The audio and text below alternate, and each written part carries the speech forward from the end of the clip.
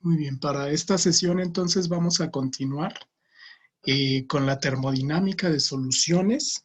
En esta sesión vamos a ver la definición de potencial químico, que es una variable termodinámica que nos sirve para predecir el comportamiento de sistemas en equilibrio líquido-vapor y para poder determinar cuáles son sus variables, principalmente temperatura, presión, composiciones.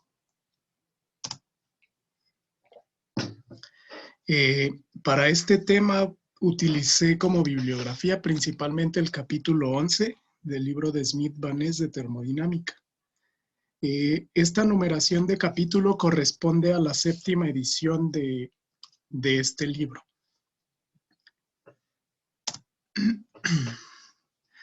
En esta sesión entonces el objetivo es presentar fundamentos teóricos que nos permitan analizar aplicaciones de la termodinámica en el estudio de mezclas de gases y soluciones líquidas, básicamente procesos en fase fluida. Vamos a analizar procesos donde existe cambio en composición, los cuales se deben a procesos de mezclado, separación o difusión de especies entre fases, así como reacciones químicas. Como un breve objetivo, les presento este pequeño diagrama que corresponde a diferentes operaciones unitarias que existen en la industria con transferencia de masa. Es principalmente ejemplos de la industria química, la industria farmacéutica, aplicaciones biotecnológicas también. Entonces, fundamentalmente vamos a tener estos 6 procesos esenciales. Si quieren analizar más a detalle cada uno de estos procesos, aquí yo les comparto un pequeño mapa mental que pueden observar escaneando este código QR. Entonces, principalmente vamos a tener procesos líquido-líquido en equilibrio, que existe transferencia de soluto entre 2 fases líquidas.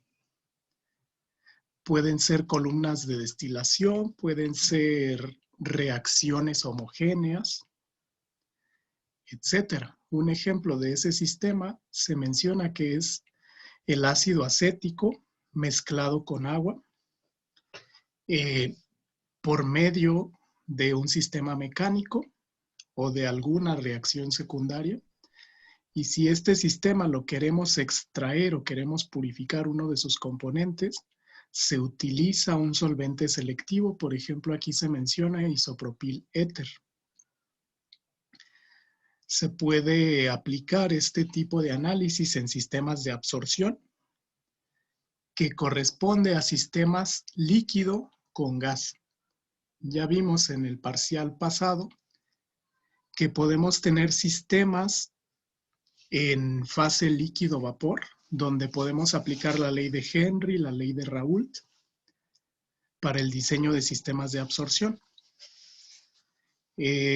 Otra operación muy importante es la destilación, que consiste en separar una mezcla líquido-líquido, aprovechando la diferencia en los puntos de ebullición de esas 2 sustancias.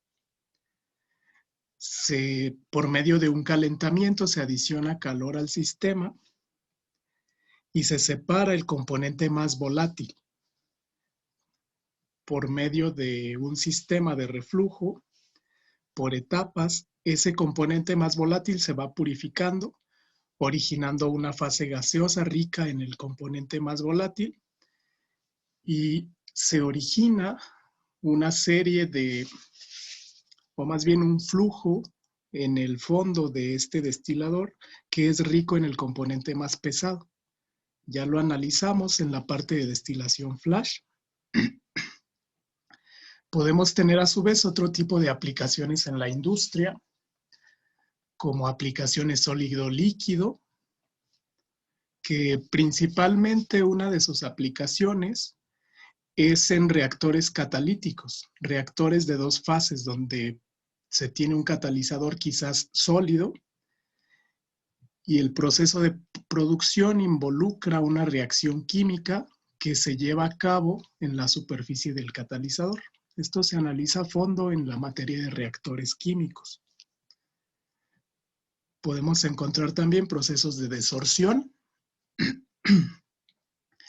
en donde una parte sólida, esa fase del sistema es sólida, contiene un gas absorbido en su superficie. El fenómeno de adsorción consiste en la fisisorción, es decir, el depósito de una fase gas en otra fase sólida. Generalmente se utiliza en catálisis también, en algunas reacciones químicas. Propiamente adsorción, desorción van de la mano. Adsorción consiste en donde un soluto se adhiere a un sólido, como les comentaba. La desorción es el paso opuesto, donde ese soluto se elimina de la superficie de ese material. Entonces, todos estos procesos involucran equilibrio de fases. Para el análisis termodinámico de estos sistemas, vamos a desarrollar un modelo matemático que permita definir algunas propiedades de los sistemas en función de las variables que los describen.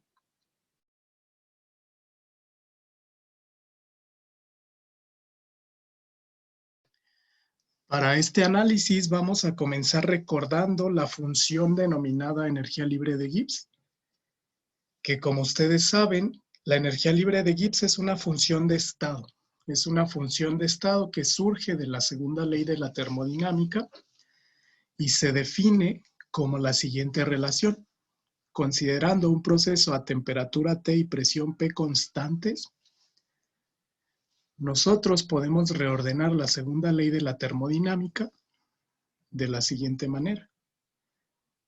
La energía libre de Gibbs se le conoce con una variable G mayúscula y equivale a la diferencia de entalpía H menos el producto temperatura absoluta en escala Kelvin por entropía. Vamos a partir de esta ecuación. De manera similar, la entalpía también se define como la suma, como habíamos comentado, de la energía interna más el producto presión-volumen. Esto surge de la primera ley. Entalpía es U más PV. Entonces, de manera similar, la entalpía es una función de estado que surge de la primera ley de la termodinámica en sistemas abiertos. La energía libre de Gibbs es una función de estado también que surge de la segunda ley de la termodinámica, usualmente en sistemas cerrados. Vamos a considerar. Entonces, ya hemos platicado de las principales propiedades de la energía libre de Gibbs. Como función de estado similar a la entropía, nos permite definir si un proceso es espontáneo, no espontáneo, o si un sistema se encuentra en equilibrio. Cuando un cambio de energía libre de Gibbs en un sistema es negativo, ya hemos comentado que el proceso es exergónico y es posible que ese proceso ocurra de manera natural en la naturaleza, de manera espontánea. Cuando, por el contrario, el cambio de energía libre de Gibbs es positivo, es mayor a cero, vamos a denominar que es un proceso endergónico o no espontáneo. Es decir, no puede ocurrir de manera natural en el universo.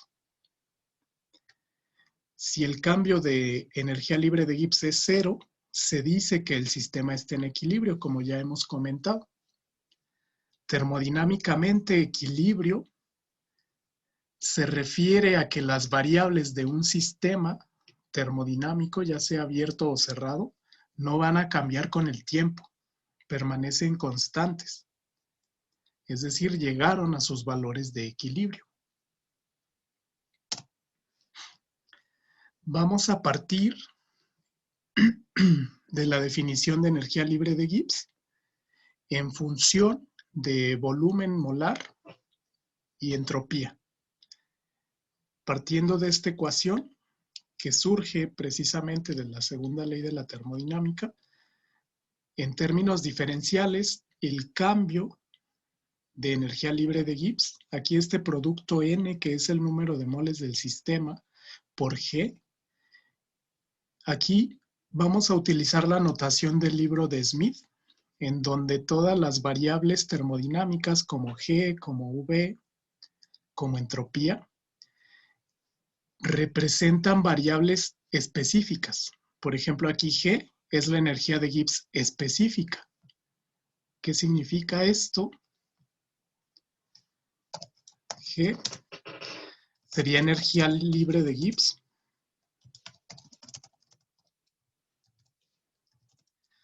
pero específica. Estoy mencionando específica porque se refiere al cambio en esa propiedad por unidad de moles para la notación de este libro. Básicamente corresponde a la energía libre de Gibbs, pero por unidad de mol. Es decir, va a tener dimensiones de energía por mol. Esas dimensiones serían las dimensiones de la G mayúscula. Al multiplicar por el número de moles del sistema, simplemente es energía. De igual manera, si nosotros definimos eso mismo para V, aquí le voy a cambiar. V es el volumen específico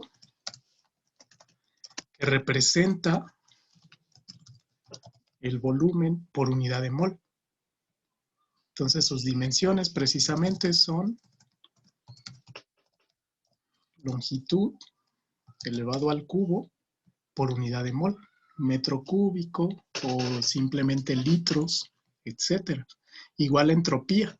Esto es entropía molar, cantidad de entropía por unidad de mol.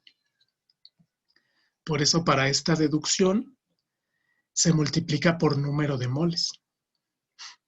El cambio de la energía libre de Gibbs es igual al volumen del sistema por diferencial presión menos entropía del sistema por diferencial temperatura, donde, por ejemplo, energía libre de Gibbs se calcula como el número de moles del sistema por energía libre de Gibbs específica.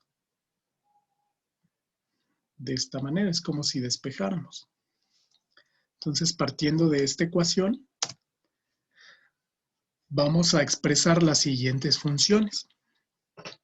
Partiendo de esta ecuación, si contamos con un sistema cerrado, con una sola fase, aquí se menciona fase fluida, puede ser líquida o puede ser gas, pero solo una de ellas. En un sistema cerrado sin reacción, a composición constante, vamos a expresar las siguientes relaciones. Como es un sistema cerrado de una sola fase y no hay reacciones, vamos a decir que permanece constante la composición del sistema. Vamos a partir de esta ecuación de acá arriba. A composición constante, la ecuación de arriba está expresando el cambio total de la energía libre de Gibbs. El primer término es el cambio de la energía libre de Gibbs cuando cambia el volumen. El segundo término es el cambio de la energía libre de Gibbs cuando cambia la otra variable. Es decir, esta ecuación de la cual partimos es una diferencial total que expresa el cambio de la energía libre de Gibbs cuando cambia una variable que es presión y más el cambio de la energía libre de Gibbs cuando cambia la otra variable que es temperatura. Aquí estamos considerando que la energía libre de Gibbs es una función, lo voy a escribir así, de presión, de temperatura. Puede ser función de muchas variables. Para esta ecuación se está considerando nada más de presión y temperatura porque tenemos composición constante. Entonces, vamos a expresar estas derivadas.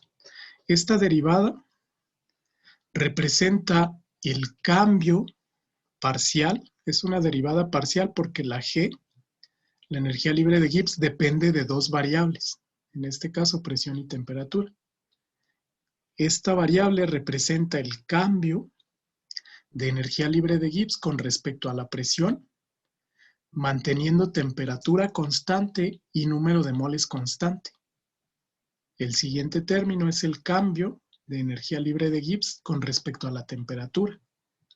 De sus clases de cálculo, recuerden que una diferencial o una derivada expresa el cambio de una función cuando cambia una de sus variables independientes.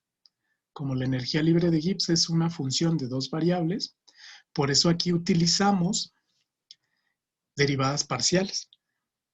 Entonces, manteniendo las otras variables constantes. Aquí se mantiene, por ejemplo, presión y número de moles constantes. Si analizamos esta ecuación, podemos determinar cuánto vale cada una de estas derivadas en función de esta ecuación. Para poder plantear una diferencial total, el procedimiento es este. Voy a hacer un pequeño paréntesis para recordar un poco de sus clases de cálculo cómo podemos obtener una diferencial total, es decir, una derivada total. Si tenemos una función de tres variables, x, y, z, o de n variables, la diferencial total de f es la suma de tres términos. Cada término representa el cambio en cada variable. Si yo quiero expresar el cambio de la función f total cuando cambian las tres variables, voy a sumar un término que represente el cambio de esa función cuando cambia x, más el cambio de esa función cuando cambia y, más el cambio de esa función cuando cambia z. Utilizando la notación parcial, como f es una función de tres variables, el cambio de cada variable es un cambio parcial. Eso es lo que se llama una diferencial parcial. Es exactamente, tiene las mismas propiedades que una diferencial normal o total. Simplemente se utiliza este símbolo para indicar que esa función f depende de varias variables. Entonces, el primer término representa cuánto cambia la función cuando cambia x. Es esta derivada de f con respecto a x. Y aquí se multiplica por motivos de homogeneidad dimensional por dx. Entonces noten que este término se expande para cada una de las variables. Este es un teorema. La diferencial de f con respecto a y multiplicado por dy representa cuánto cambia la función f cuando cambió la variable independiente y. Y el tercer término, cuando cambia f con respecto a z, representa el cambio de la función cuando cambia z en un incremento diferencial o un incremento infinitesimal. Si analizamos esta ecuación con nuestra ecuación termodinámica anterior, esta ecuación expresaría la diferencial total. Entonces aquí estoy multiplicando por dp y por dt. Por lo que si comparo con la ecuación que acabamos de analizar, ahí lo voy a acotar a dos variables. Lo voy a acotar a 2. Donde g solo es función de dos variables. G es función de p y t.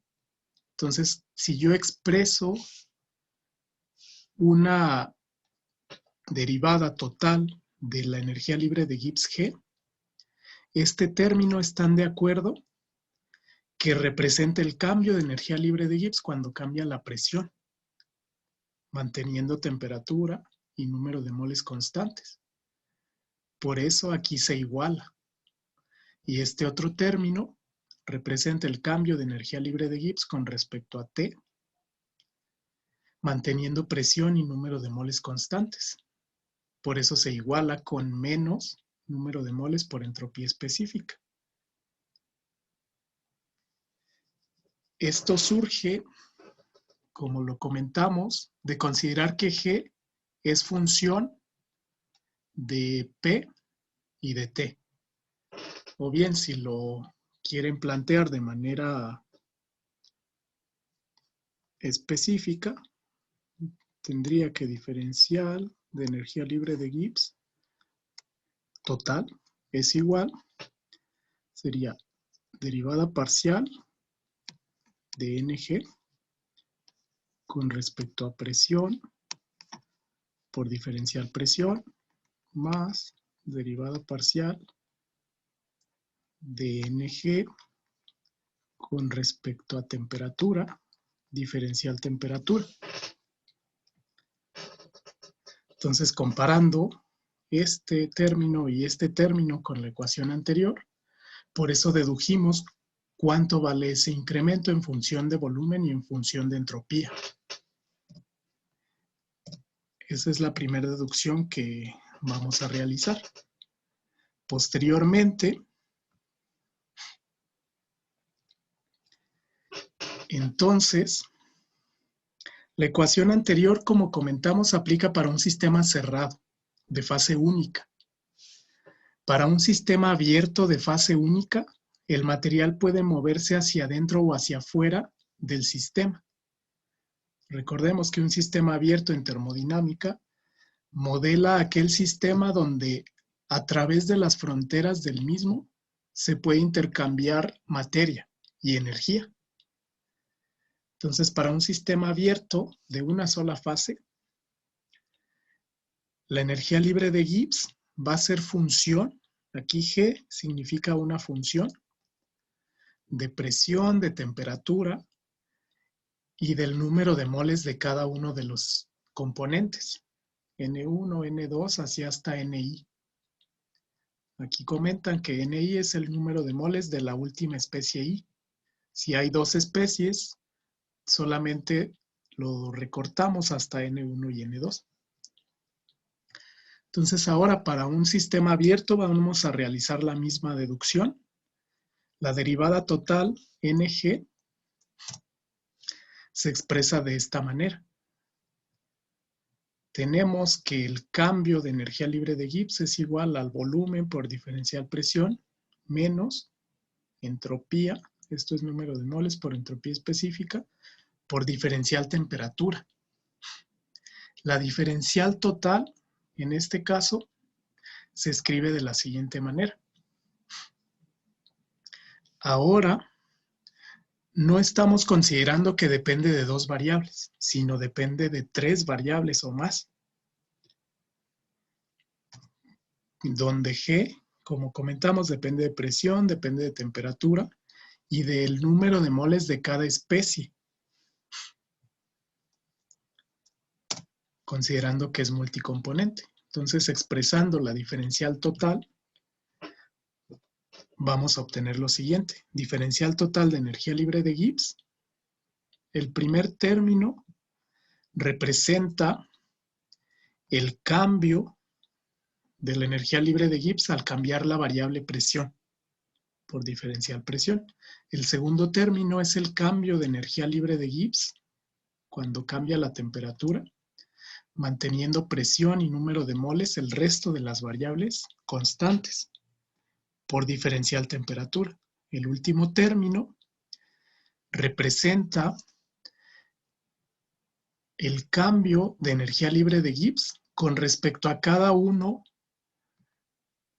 de los números de moles de todos los componentes.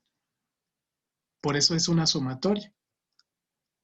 Si hay dos componentes, va a haber dos términos de esta ecuación. Ni representa el número de moles del componente I, manteniendo el resto del número de moles constantes. A eso se refiere aquí. Es decir, se realiza este término sobre todas las especies presentes y el subíndice NJ denota que el resto de los números de moles, excepto el número de moles I, permanecen constantes. Todo lo que está fuera del corchete en notación de derivadas parciales se refiere que estamos manteniendo esa variable constante. Este término es importante porque se definió precisamente como una función de estado termodinámica. Este término, que representa el cambio de la energía libre de Gibbs con respecto al número de moles de un componente, se le llamó potencial químico. Aquí se menciona la derivada de ese último término, se define como potencial químico de la especie I, que lo vamos a considerar con esta ecuación. Cambio de energía libre de Gibbs, que se calcula como número de moles del sistema por la energía libre de Gibbs molar, con respecto al número de moles del componente I, manteniendo presión, manteniendo temperatura y manteniendo NJ, los moles de las otras especies, constantes. De este modo, entonces, nosotros podemos deducir que el potencial químico se puede definir para diferentes especies.